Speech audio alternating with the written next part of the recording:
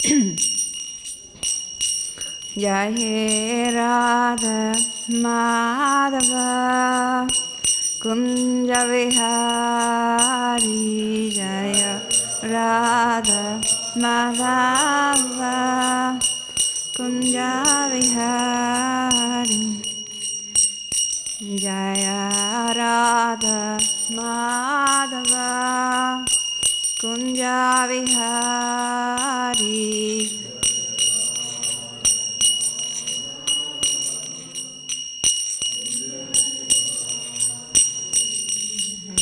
Gopiyana Vallabha Girivaradhari Jai Gopiyana Vallabha Girivaradhari Yashodanandana Vrajajanaranjana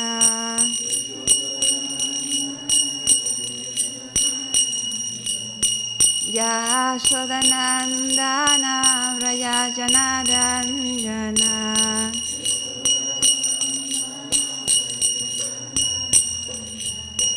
Yamunatira Vanachari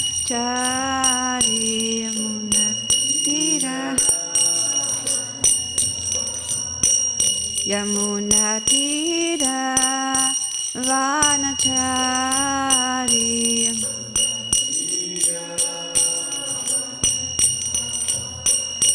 Jai Radha Madhava Kunja Vihari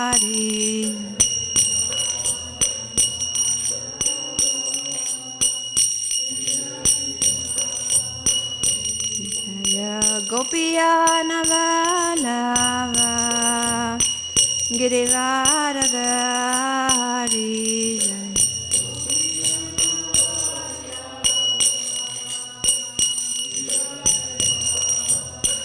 Yashodanandana Vrajajanaranjana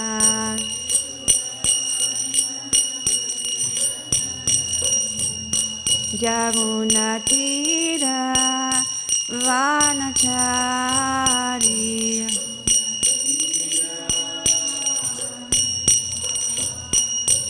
Jaya Radha Madhava Kunja Vihari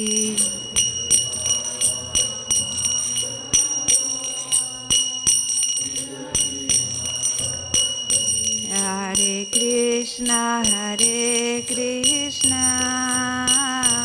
Krishna Krishna Hare Hare Hare Rama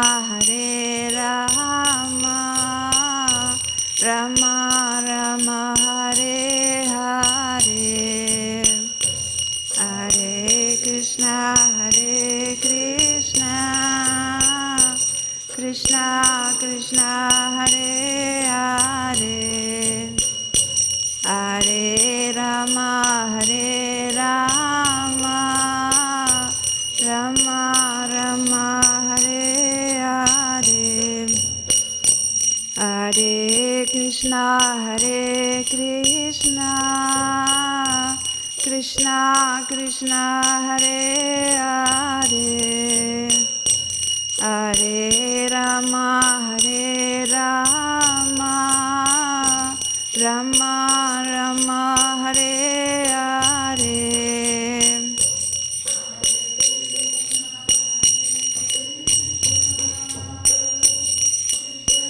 Krishna Hare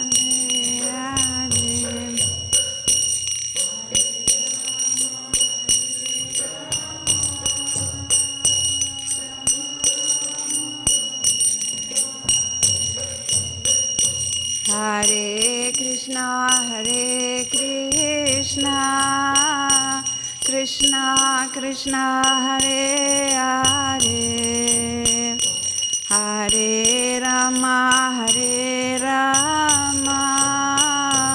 Rama Rama Hare Hare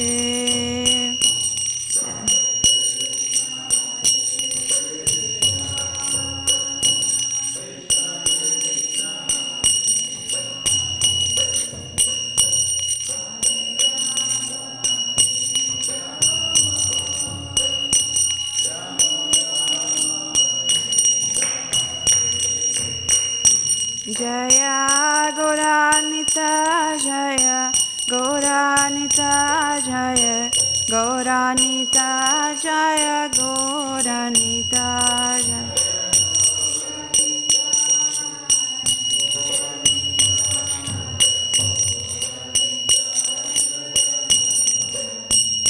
Jaya Gauranita Gauranita Jaya Gauranita Jaya Gauranita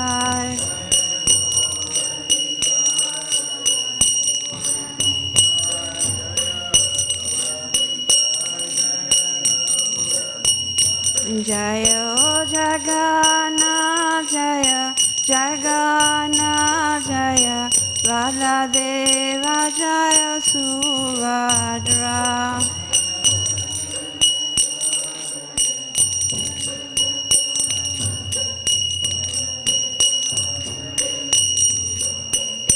Jaya Jagannath Jagannath Jaya Baladeva Jaya Subhadra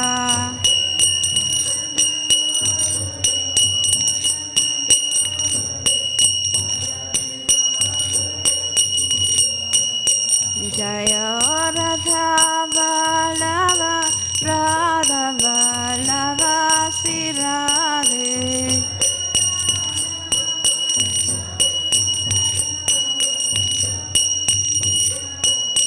Jaya Radha Vallabha Radha Vallabha Sri Radhe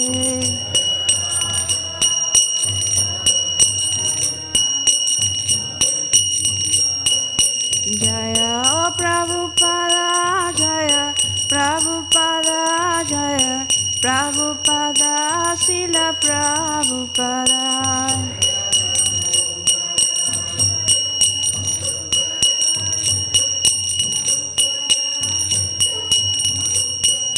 Jaya Gurudeva Gurudeva Jaya Gurudeva Jaya Gurudeva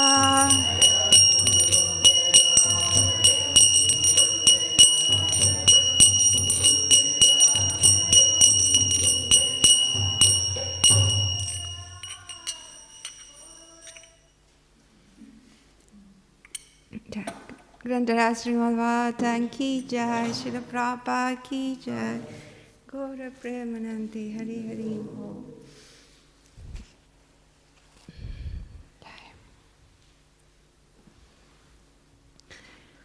Thank you so much for being today in Śrīmad Bhāgavatam class. So for today we will continue chapter 13, entitled Indra Afflicted by Sinful Reactions, from text 14 onwards. So we plan to finish the chapter today. So, Om Namo Bhagavate Vasudevaya. Om Namo Bhagavate Vasudevaya. Om Namo Bhagavate Vasudevaya. Narayanang Namaskrityam Naran Chaiva Narotaman Devi Saraswatim Vyasam Vyasam Tato Yayan Udhirajet Nasta Prayesu Vadresu Nityam Bhavata Sevaya Bhagavati Uttamai Sloke Bhaktir Bhavaiti Naistikim. Okay, so on the board we have text 14. Okay.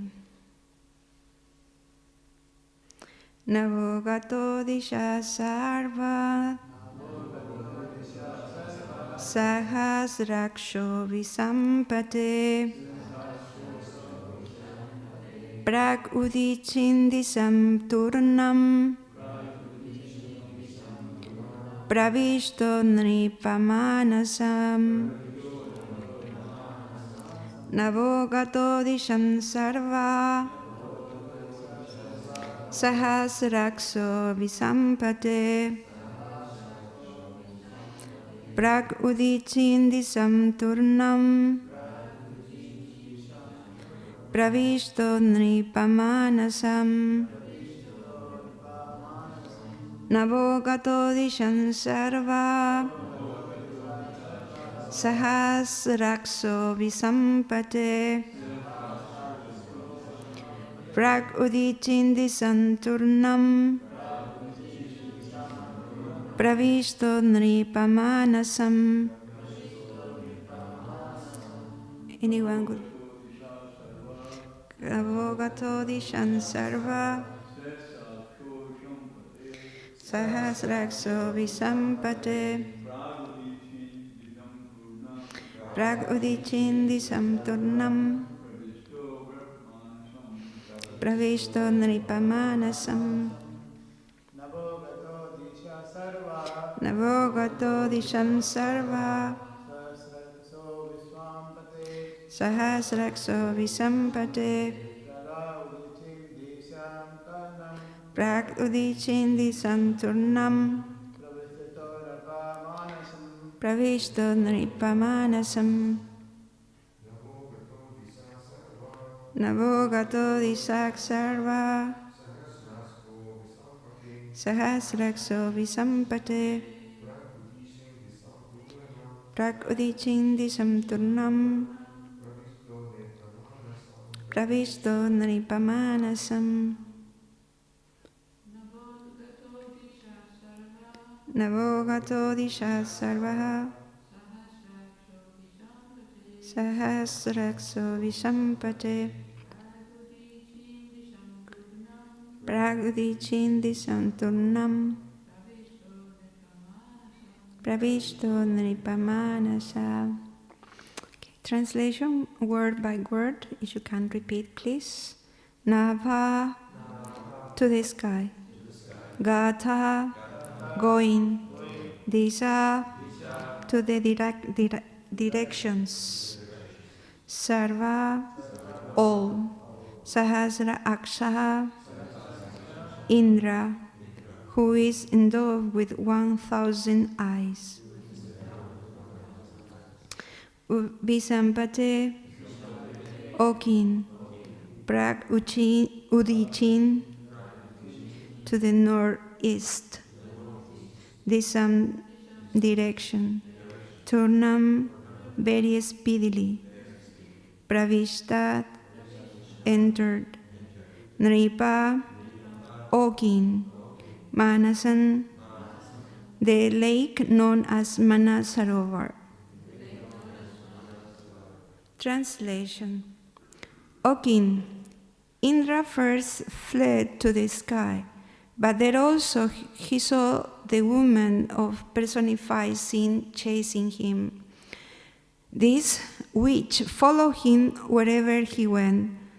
At last, he very quickly went to the northeast and entered the Manasarovar lake. Text 15. Always thinking on how he could be delivered from the sinful reaction of killing a Brahmana. This is very important. Always thinking how he could be delivered from the sinful reaction of killing a Brahmana. King Indra, invisible to everyone, lived in the lake for 1,000 years. In the subtle fiber of the stem of a lotus. The fire god used to bring him his share of all yagyas, but because the fire god was afraid to enter the water, Indra was practically starving. Text 16. As long as King Indra lived in the water, wrapped in the stem of the lotus, Nahusha was equipped with the abilities to rule the heavenly kingdom. Due to his knowledge, austerity, and mystic powers, Nahusha, however, blinded and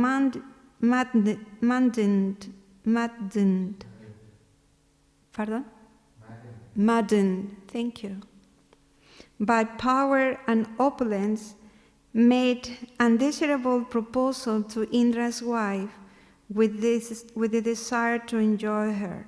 Thus, Nahusha was cursed by a Brahmana and later became a snake. Text 17. Indra's sinful sins were diminished by the influence of Rudra. That's another very important point. The demigod of all directions. Because Indra was protected by the goddess of fortune, the Lord Vishnu's wife, who resides in the lotus cluster of Manasarovar lake, Indra's sins could not affect him. Indra was ultimately relieved of all the reaction of his sinful deeds by strictly worshipping Lord Vishnu. This is another very important point. Then he was called back to the heavenly planet by the Brahmanas and reinstated in his position. Text 18. O king, when Lord Indra reached the heavenly planets, the saintly Brahmanas approached him and properly initiated him into a horse sacrifice, Asomeda Yagya, meant to please the Supreme Lord. Text 19 to 20. The horse sacrifice performed by the saintly Brahmanas relieved Indra of the reaction to all his sins because he worshipped the Supreme Personality of Godhead in that sacrifice. O king, although he has committed a gravely sinful act, it was nullified at once by that sacrifice, just as fog is vanquished by the brilliant sunrise. Text 21. King Indra was favored by Marichi and the other great sages. They performed the sacrifice just according to the rules and regulations, worshipping the Supreme Personality of Godhead, the Super Soul, the original person. Thus, Indra regained his exalted position and was again honored by everyone. And the last two texts, 22 and 23. In this very great narrative, there is glorification of the Supreme Personality of Godhead, Narayan. There are statements about the exaltedness of devotional service. There are descriptions of devotees like Indra and Vritasura.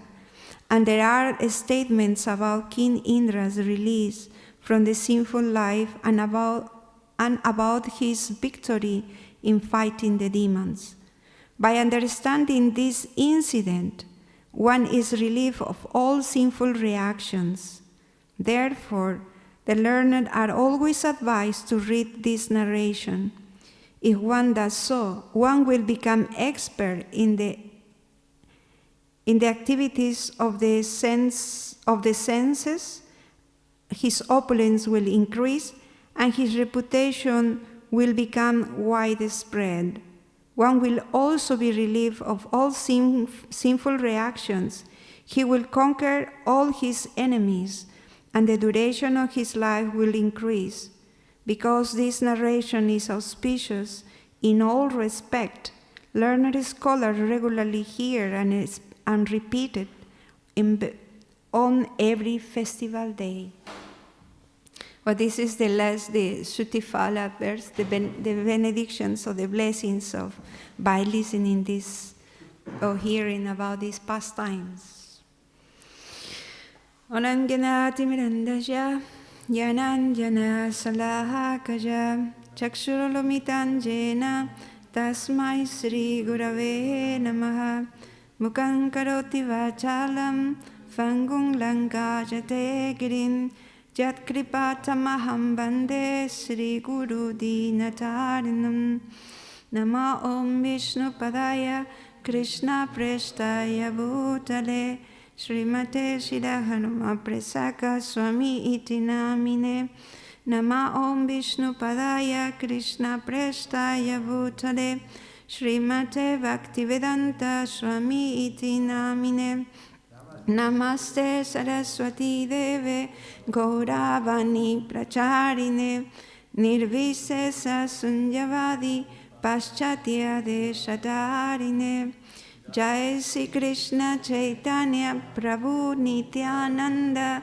Sri Advaita Gadadhara Srivas Adi Gaura Bhakta Vrinda Hare Krishna Krishna Krishna Hare Hare Hare Rama Rama Rama Hare Hare Vanchakalpatarvyascha Kripa Sindhuvya eva cha Patitanam Pavanebhyo Vaishnavebhyo Namo Namah. Okay, any questions, comments? We read almost 10 chapters, 10 texts, 9. Anyone, would you like to do any comment? What was the most striking? Yes, Prabhu. What is the effect of nursing the Kavacham, which is the body? I couldn't. So what was the impact of that Kavach? He had gone to the stomach of Vritasura and then he came out.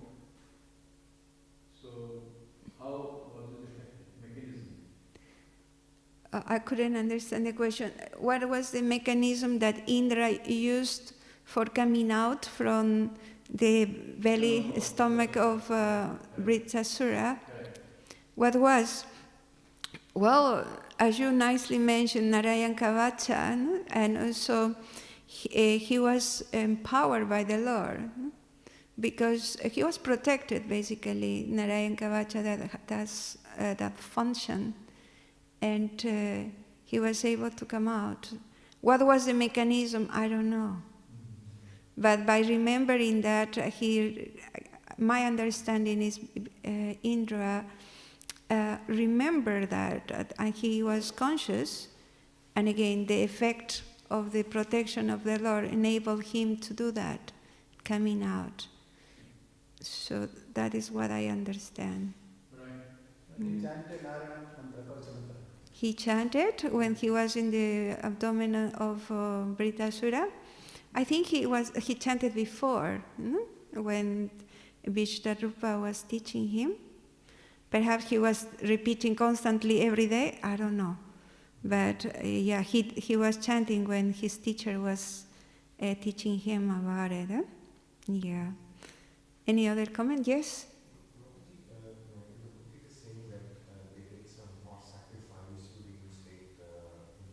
Yeah. Okay, that's a good question. We have some comments on Acharyas commented about it as well. But one of the important, can I answer that question a little bit later? Yeah? Okay. Any other comment? Or would you like to comment anything, Mataji? No, I'd like to hear from you. Okay, thank you. Well, as we're reading, I was pointing out, this is important point, this is another important point while I was reading. So because in my understanding, and I would like to share with you, this part describes how, for example, the process of purification of Indra, when he acknowledged that he committed a big mistake. That big mistake was killing a devotee of the Lord, a Brahmana. Of course, he did it before as well, but this time he understood that this is very serious, sinful activity that I did, and he was feeling remorse. He wasn't happy.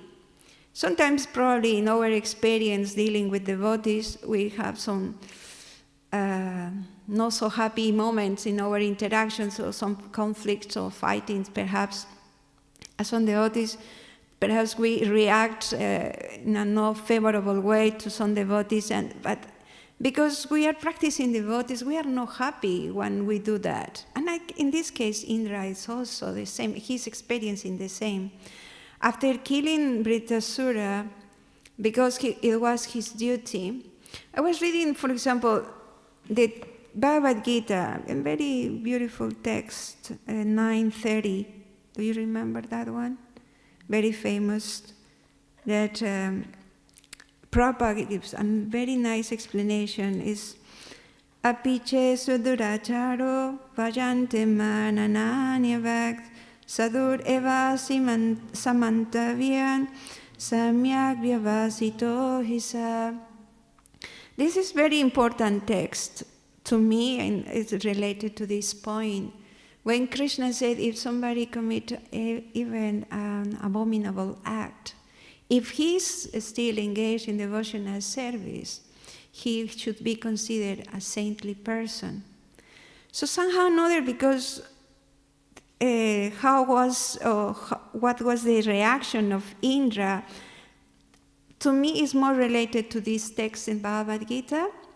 Because, for example, he was remorse, and because of that sinful reaction, also the personification of that sinful activities was chasing him, and he was running around. But he did something very important. He took shelter in the Manasa lake where Lord Shiva was there.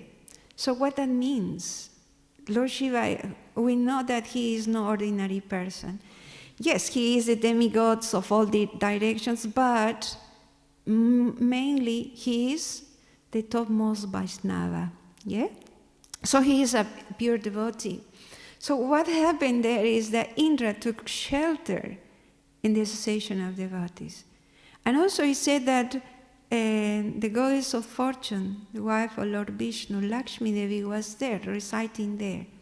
By their influence, association of devotees, Indra was engaged in very important activities, was devotional service.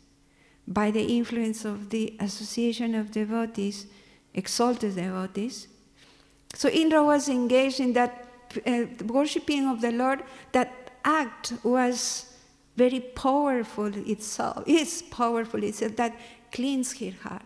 So he was purifying that way by engaging himself, being engaged in devotional service under the guidance of associate devotees, pure devotees. So that description is quite important for all of us to understand what would be the ideal way to atone or to purify or get forgiveness from our all sinful activities. Also, Prabhupada in this Apiche Suracharo text, in the purpose, explained that, for example, we have two types of activities in our conditional state. For example, we have conditional activities and constitutional activities. The conditional activities are those activities that is more related to our functions, bodily functions, or society, due to our swadharma. But the constitutional activity is what is related to the soul, pure devotional service. Sometimes there is some clashes in these two types of activities, and that creates some conflict. So that is kind of the same case of Indra. He committed this activity, killing a Brahmana, this Vritrasura, as a part of his conditional activities, because he was the king of the heaven. It was his function to protect the citizens in the heavenly planet, so fighting with the demons. So it's his conditional position activity. But at the same time, because he is not pure devotee yet, he has constitutional activities. He approached to the Lord for guidance. For example, Vishwanatha Chakravarti Thakur comment in this text that actually Indra wasn't he didn't commit sinful activities because it was intentional. It was basically encouraged by Krishna himself. If we remember previously, the demigods were in anxiety because Vritasura was killing or disturbing the heavenly planets, so they didn't know what to do. And what, as a normal devotee, when we have problems, what do we do? Krishna, please forgive me. Please, Krishna, help us. So they did that. Indra also, with demigods, went to see the Lord and ask for his advice what to do. Like we are practicing devotees trying to do most of the time when we have difficulties. So the Lord encouraged him, well, you okay, in order to get rid of these demons attacked, you need to kill him. And you can do this by using Dadichi Muni's bone and create a thunderbolt that will be empowered by my own energy. That's very important.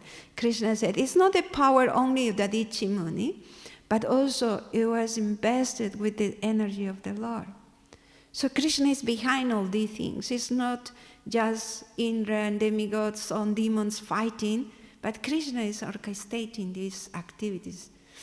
So Krishna is behind. And Indra was just doing his service, post-constitutional and conditional service, both of them. So, but how we can understand this, Krishna arranging the fighting and the killing of Vritasura, that at the end we know that Vrita is a devotee, and it's his character, his level of consciousness is revealed the way how he not just performed his service by fighting, but also the way how he trying to encourage Indra, presenting the philosophy, and also revealing his personal relationship with the Lord through his beautiful prayers. So he does many things.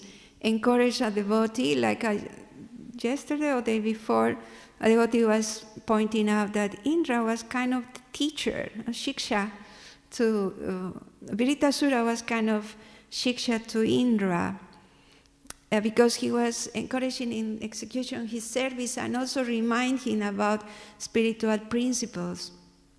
And also he was performing his duty-bound service to the Lord in a very exalted way. And his prayers, remembering the Lord. It said that any activity, to the extent that one's remember the Lord, that activity is purifying. So that's a very important point.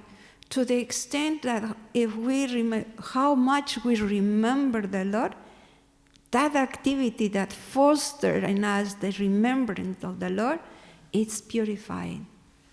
So in this case, for example, Indra, for 1,000 years, under the guidance of, under the shelter of advanced devotees, pure devotees, he was engaged in devotional service.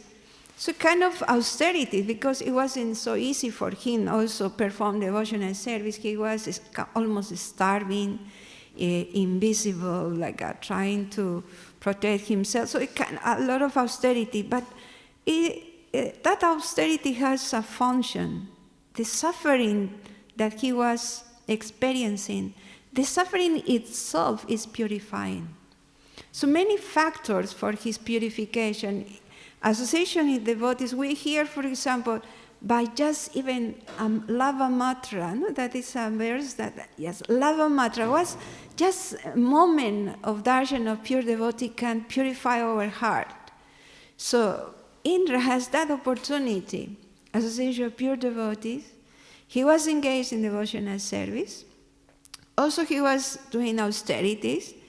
So, and the Lord himself orchestrated these things of his purification process.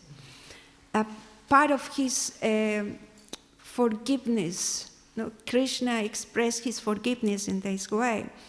And also, I was reading the comments of Burijan Prabhu to this text. It's very beautiful. I personally like it, the way how he explained that how Krishna arranged these pastimes for different levels, of course, different purpose, but in the case of Vrita, for example, taking the form, the body of a demon and being killed in that way, Krishna arranged with the purpose of purifying him. Because we can question, generally we question ourselves when many devotees, good people, have difficulties, because previously, in the future we will see that Brita was actually in his previous life an advanced devotee, Chitraketu Maharaj. But why he has to be in the form of a demon and being cursed, and we can question why bad things happen to good people. Generally, that is the challenge. Many people question about the existence of God when it's not easy to understand why people has to suffer. But it's easy to understand when somebody is not so good. So if that person suffers, okay, it's just his karma. But what about good people? Why they have to suffer? And many people even, they become atheists because they don't find any explanation, logic explanation for that. But it's said that instead asking why bad things happen to a good people, a good person, perhaps we can ask what happened with that good person when bad things happen to that person. Do you know what is the answer to that question? What happened with a good person, as if we're going to say a devotee, when bad things happen to that devotee? They're not disturbed. They are not disturbed. What else? Become better? Yeah. Yes, but actually is that the case? That, yes, Prabhu? Take more shelter of the Lord, yes. And Vishwanatha Chakravarti Thakur Maharaj said, and it's also another explanation of Jiva Goswami in this point, that Burijan Prabhu mentioned, is that actually Chitraketu Maharaj that was cursed and taken the body of a demon and be killed, kind of, we can say, in his form of Chitraketu Maharaj, he was a good person, but bad thing happened to him. He was cursed. And sometimes can be, we see why he was cursed, it's just a slight mistake. So what is happening there? Now a body of a demon and being killed. The explanation of Jiva Goswami says that actually Krishna arranged this to purify Chitraketu Maharaj, that demoniac tendency that he has at that time. So it's the way, just to purify him, he has to take that form of, but actually he becomes better, because when bad things happen to good people, to devotees, in one say, like most of you said, they become better, they surrender more, they get more exalted, they don't get disturbed. So more his divine qualities get more exalted, get more developed. So the word is said it's 100 times more better, the devotee gets much better. So if good persons receive bad reactions or they have to face not so good situations, it's about their benefits, because their good character, their devotional tendency is exalted, it's fostered more. So it's like before we mentioned that not everything that happened to us is good, but everything that happened is for good. So it's quite important to understand that. Is always for good. Mainly because we know that Krishna is arranging everything is everything under his control. As a loving father, he only wants the best for us. Externally, perhaps we are not able to see as an immediate reaction that it's good for me, but after sometimes we realize, if we see the big picture, oh, actually, this is for good. This is for my benefit, and the satisfaction in the heart is also greater. So that is a very important point that I wanted to share. And also, Prabhupada in the Bhagavad Gita, when he talks about the apiche to suracharo verse, he said a devotee understands that the perfection of his activity depends in the extent how much he realizes his Krishna consciousness. So this is quite important point for us as a practicing devotees, because we are not yet pure devotees, or at least it's not expressed in us that level yet, but the level of or the quality of our activities will depend on how much Krishna conscious we are. So we want to do or perform our activities, our devotional services the best possible way. But if we are still in a conditional state, we have to understand and expect imperfections in the quality of our activities. But this is quite important point in the sense that if we understand this is progressive and is temporary in one sense, so we cannot judge the imperfections in the activities of devotees. If we are able to see right now, for example, in the conditional state, the practicing devotees, the tendency to commit mistakes. So if we understand that this is just a progressive path, in the future this will be much better, because the Krishna consciousness state of devotee will be expressed in a perfect way. So we can support each other in this progressive path, in this progressive work. Instead of judging each other, we can help each other to rise our consciousness. So, to my point of view, this would be the interesting points. The importance of when we commit mistakes, the secret is take shelter of devotees association, and by their guidance, under their guidance, be able to continue our activities, our devotional service. That's the only way how we can perform or purify our heart. In answer, for example, to Prabhu's about Aswamedha Yajna, here is mentioned that by performing Aswamedha Yajna under the guidance of the Brahmanas, King Indra was also purified of his sinful reactions. But Vishwanatha Chakravarti Thakur Maharaj, he mentions that yes, the Aswamedha Yajna performed under the guidance of the Brahmanas, qualified Brahmanas, following the rules and regulations. It has the power to purify the living entity's sinful reactions, because it was stated by Krishna himself in the Vedic literature, but it has to be done properly. But that is kind of karma kanda activity.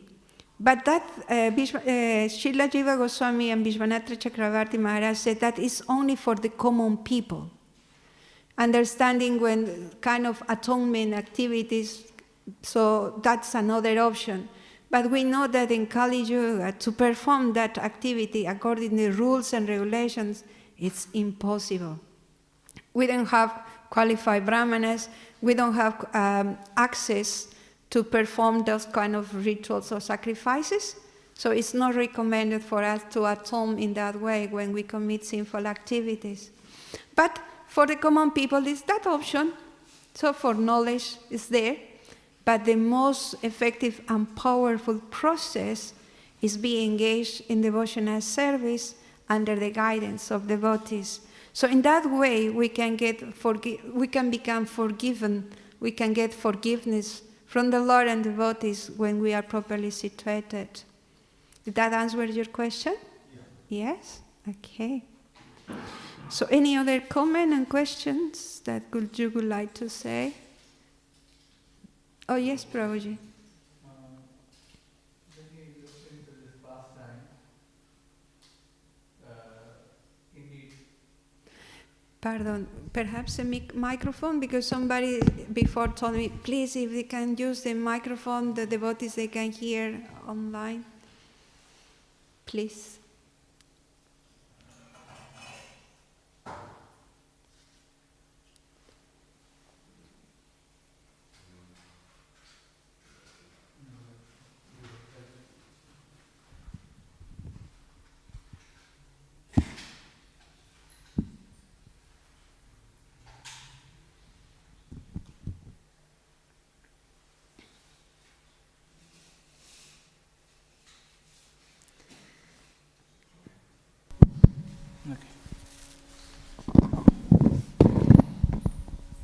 Thank you.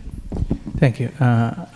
So when we see this pastime, you very nicely pointed out that Indra acted in both capacities. One is conditional and constitutional. So this can be compared to any devotee's life, because we act according to our conditional nature, our psychophysical nature, and of course constitutionally as well, because we are devotees. Now, in this particular scenario, we can see that, as you pointed out, the demigods, and specifically Indra, acted according to the guidance of the Supreme Lord in their difficult situation. So they acted as desired by the Lord, as guided by the Lord, but at the same time, he had to go through the reaction for his activities. So similarly, just wondering, in our lives, we may take up roles where we may have to do certain services, and it may involve, you may be correcting devotees, or telling them off, or something which may not be very easy to do, and we might have received such kind of guidance. Okay, this is how we had to act. So when we enact those kind of services, so and it can literally offend devotees. Yeah. Because in case of Indra, it was a Vaishnava aparadh. So similarly, how can we make sure that we had to do our services, and at the same time that can involve correcting or telling off, or stopping someone or something, so which can be offense, it can create an offense as well. Yeah. So how can we strike a balance? Because in one sense it looks really difficult, because some people can very easily get offended, and it is not within our control. And you rightly pointed out that the purification of that service depends on the remembrance of Krishna. That's a nice point, but how can we club that in this kind of scenario? Thank you for the question, Prabhu. Yes, also that's a beautifully explained that point in the book that Burijan Prabhu has, and also quoting Vishwanatha Chakravarti Thakur that regard, when he explains about all this pastime. Everything started with Vaishnava Parada, when Indra, out of pride, he neglected his spiritual master. So, and then while these 1,000 years that he was doing austerities under the guidance of Lord Shiva and Lakshmi Devi, and doing devotional service, Nahusha was replacing him in the heavenly planet. He got some qualifications to do that function meantime, but Nahusha also became proud. He was maddened by that position, and because of that pride that he had, he started demanding things and creating anxiety and disturbance to the Brahmanas at that time. And it said that even the Brahmanas who advised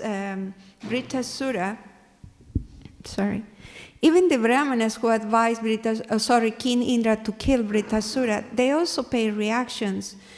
How was that reaction, or they paid, or the experience is when Nahusha, under the influence of pride, he was creating disturbance to them also. But at the end, also Vishwanath Chakravarti Thakur Maharaj said, this is quite important. The comment of Virijan Prabhu says, this is very important for us to understand. At your question, you pointed out, sometimes we have to perform some devotional service or activities that implies position and responsibilities, and it has to be done. Those services, those activities has to be done. They have to be done.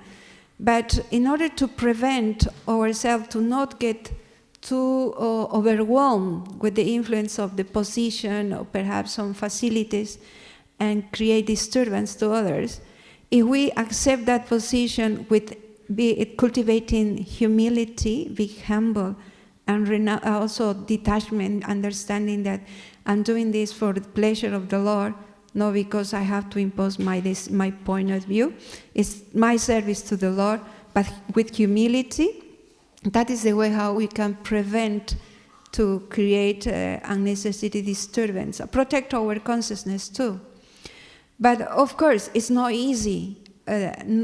We always should understand that in every endeavor will be imperfection. It's part of the Bhagavad Gita, Krishna's teachings in Bhagavad Gita. So until we are not, as Prabhupada said, this is this here? No, sorry, in this text.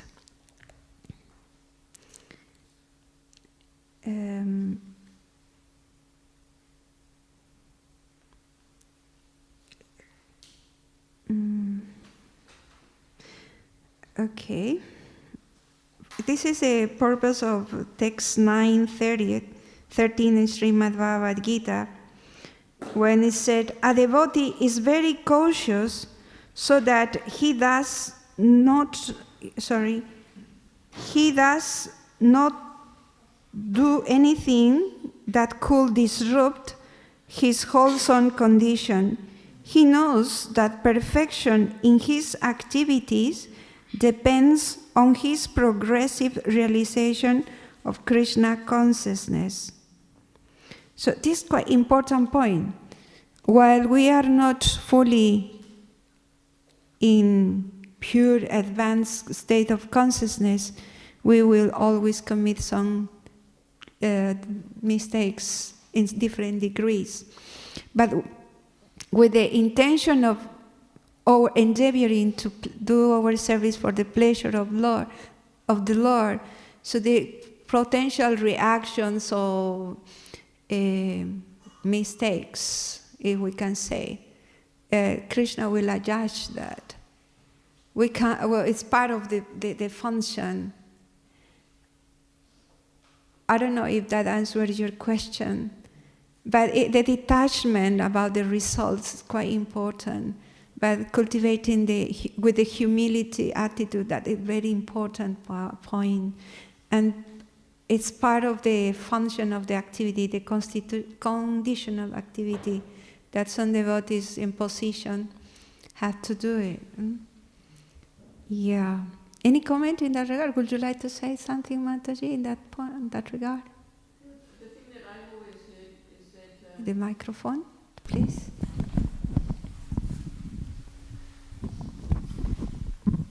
Hare Krishna.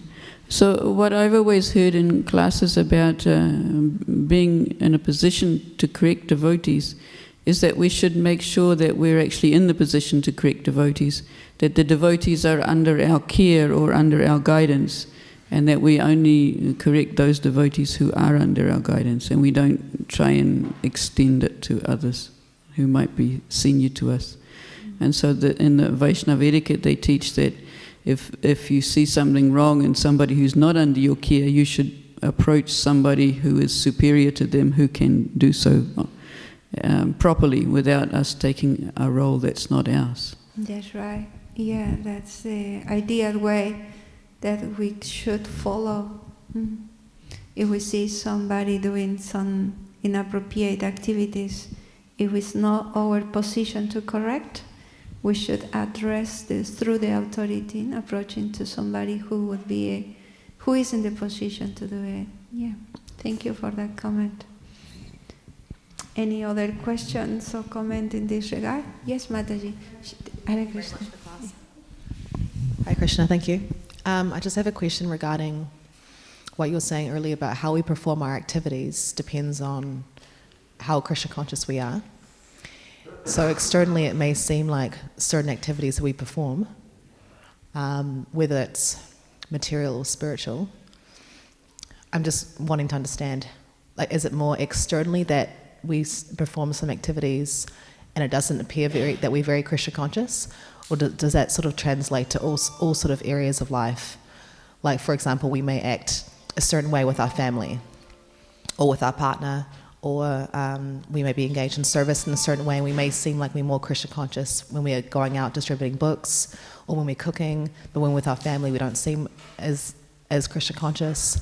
So externally may seem like we're more Krishna conscious in some aspects and not in others. So I'm just trying to understand if that's the case, or how does it work? Well, if I understand your question, is you are mentioning about some activities that by itself they are devotional service, and some other activities that perhaps perhaps like a family interaction or other work or something are not really Krishna conscious. So what that works, how the consciousness work, I just want to understand really. Yeah, I guess that's also, I'm asking that, but also how can we test our Krishna consciousness in all activities we do? Because there's more direct services, or there's more, like this is a certain service I do is devotional service. Yeah. Absolutely, even though I'm not purely doing it. Yeah. Or other activities, maybe, spending time with family or our partner. How can we test then in those situations how Krishna conscious we are? You mean testing ourselves, how Krishna conscious we are in our interactions and activities? Well, thank you for the question.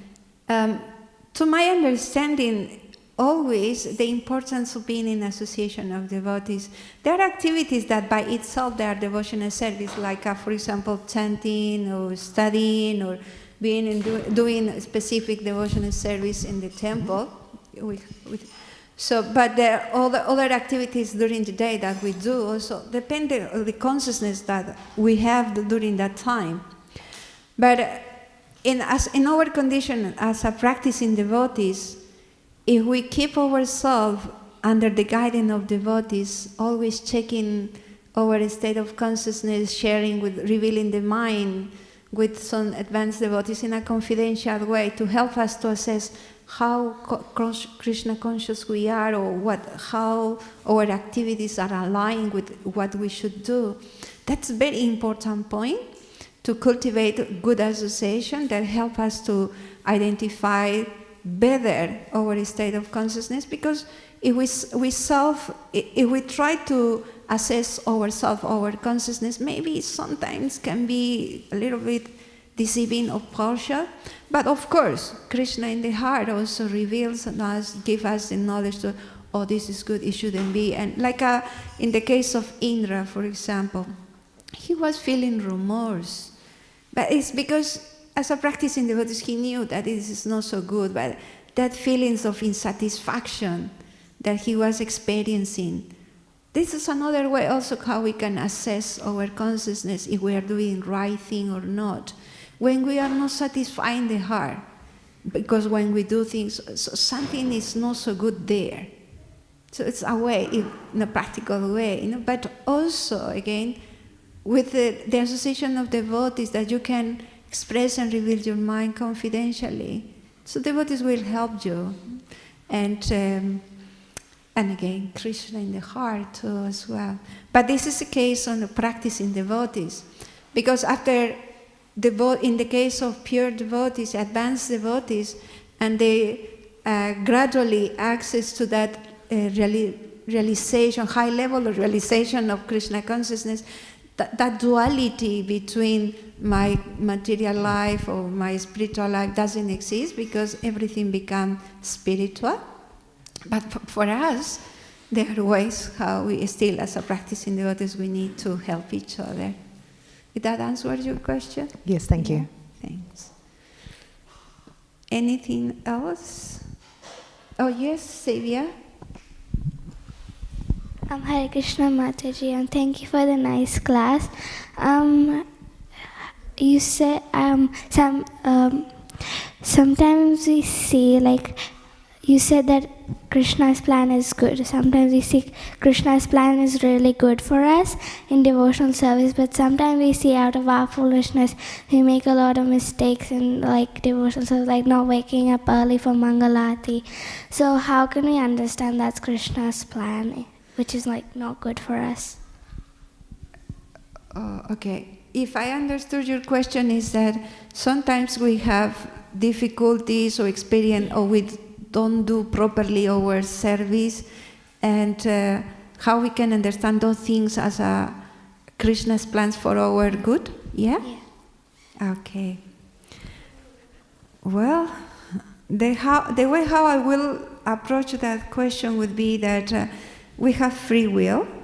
Krishna is also giving us some kind of, you can choose what to do. When you said, for example, if we don't wake up for Mangalarti, or kind of like that.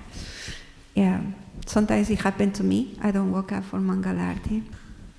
So, but Krishna is giving us the free will to choose what to do. Definitely, he is behind everything. He orchestrates everything in our life. Like in the case, for example, Indra and Vritasura, yes, Krishna wanted to purify that demoniac tendency in Chitraketu Maharaj. For that reason, they formed of the life of taking birth as a demon and be killed in that way. Was trying to eradicate that demoniac tendency. But at the same time, for the process of purification of Indra, so Krishna moved different things at the same Krishna does one action with multi-purpose, purifying everything, but at the same time we have free will, and Krishna knows that. So how can we understand if this is for good, if sometimes we don't do properly things? But if we see the big picture, eventually Krishna will arrange things that we will take care of those, or we will correct our mistakes, and we will improve in character, and we will be able to choose properly what is favorable, what is not favorable. So we will improve our character. So Krishna will help us. Is that okay? Yeah. Yes, maybe if we see one action individually, may look like confusing, but we will see a whole picture a little bit more broader. So we will understand, oh, these are factors, it's just temporary, this action, but it was a little bit more, oh, Krishna gave me the opportunity, the next day I can wake up for Mangalarti, kind of. My mother will help me, or the alarm work this time, so I'll do it better. That works? Yeah? Krishna. Any questions? Any other comments? Hayagriva, would you like to do some question or ask something? No, everything clear? Important this point about Nahusha, for example. It said that Nahusha, when he was too overwhelmed with the position of being the king of the heavens, replacing Indra, he started to demand some, for example, from others, oh, I have to enjoy, I have the desire to do things, but even breaking kind of principles, no? Because he was harassing Sachi Devi, wife of Lord Indra, and but when she complained to the Brahmanas, because she wasn't happy with that harassment, she complained to the Brahmanas under the guidance of Brihaspati. Brihaspati told her that, okay, you can tell Nahusha, okay, you can come to me, but you have to come in a palanquin, And the brahmanas, they should carry the palanquin for you to come to me, and then you can enjoy me. So Nahusha was so excited. Okay, I'll arrange that. I'm the king of the heaven. I'll organize that. He arranged that the sages carrying the palanquin for him to go to the chambers of Sachi Devi. But the sages, they were walking very slowly, carrying the palanquin. Okay, the king of heaven, we have to do it. But they were very slow in their walking. So Nahusha was very excited. Hurry up, hurry up. But in Sanskrit, the word is sarpa.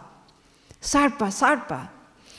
So, but in that anxiety, sarpa, and he, with his foot, he kicked Agastya Muni. And sarpa, another meaning of sarpa means snake. So Agastya Muni, when he was kicked by Nahusha, he said, you want sarpa? Okay, you become a snake. And so he cursed him. So basically the idea is that pride, how much pride can contaminate our consciousness, that we disrespect people, and we are willing even to break principles. We have to be very careful with that, very careful.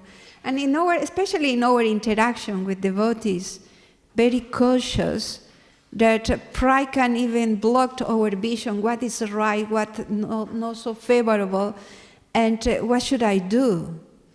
So it's like these stories of Bhagavatam, from Bhagavatam, mainly is to help us to refine our character and especially purify our consciousness.